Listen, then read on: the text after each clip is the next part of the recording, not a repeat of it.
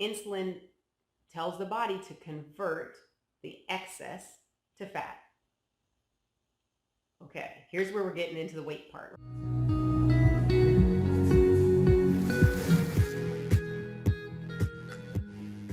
Welcome back. I'm glad you're here today. This is the exciting topic we're talking about today, weight loss and hormones. Now, if you haven't been watching, you're going to want to catch up because we're at the very end. We're months into our weight loss going deeper class. So if you haven't been following along, go on back and get caught up. Take your time, work your way up. But here we are at the end, and now we're talking about hormones. You know, hormones are tricky things. Let me just start from the very beginning with the understanding of what hormones are. Hormones are chemical messengers in your body. All they do is send messages from one place to another place. Not just talking about estrogen, testosterone, our sex hormones. Those are fine. Those do their own job. But there are hormones from all over your body sending messages, to get the messages to different parts of your body to do their job.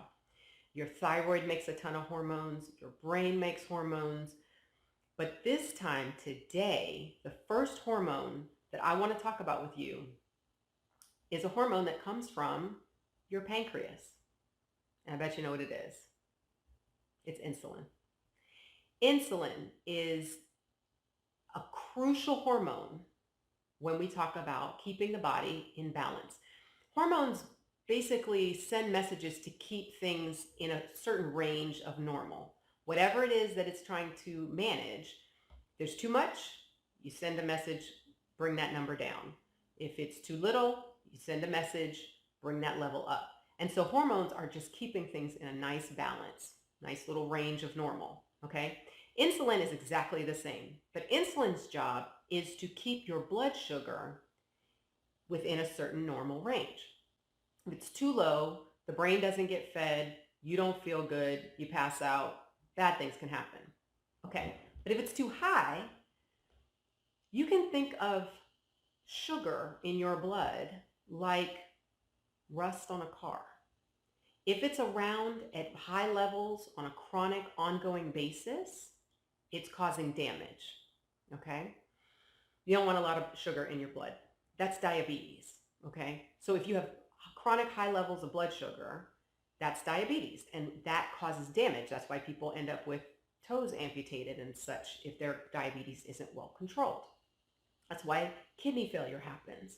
And so your insulin, the whole job of insulin is to put sugar away, put the glucose away, store it. So whenever you eat anything, insulin goes up and says, put it away. So if you eat a sandwich, your insulin goes up. If you have a handful of nuts, your insulin goes up. If you have something to drink that has any kind of caloric content, so I'm not talking about water, insulin goes up.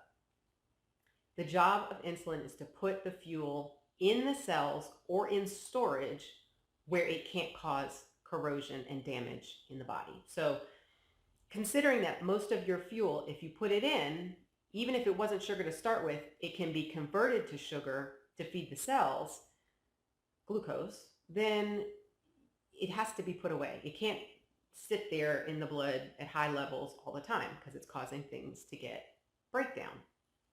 So your pancreas recognizes that you ate something, sends the insulin as the messenger to put it away, and all the cells in your body that need to get fed get a little bit of glucose and get themselves fed. But the extra needs to be put away. The extra is stored in your liver or in your muscles, okay? If there's more than that, the muscles are full, the liver is full, all the storage facilities are closed, then insulin tells the body to convert the excess to fat. Okay, here's where we're getting into the weight part, right?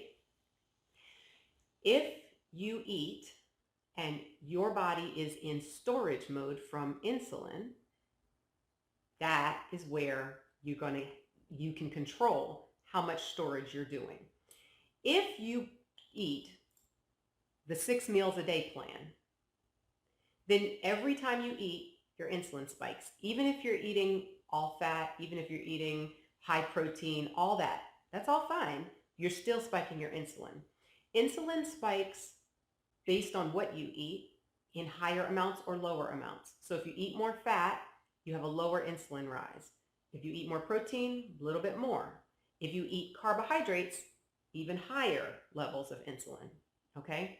But it also has to do with how frequently you eat. So if you eat every couple of hours, that insulin is spiking. So that means your body stays in storage mode every time you eat. So if you eat at 8 in the morning and then at 10:30 and then at 12:30, and so it takes some time for the insulin to surge, to put away the food, store it in your liver or wherever it's going to go, and then come down, and then right away you're eating again. You're going to stay in storage mode. So what's the problem? If you stay in storage mode, you can't be in burning mode or ketosis, trying to break down fat. This is where people get into the conversation about intermittent fasting.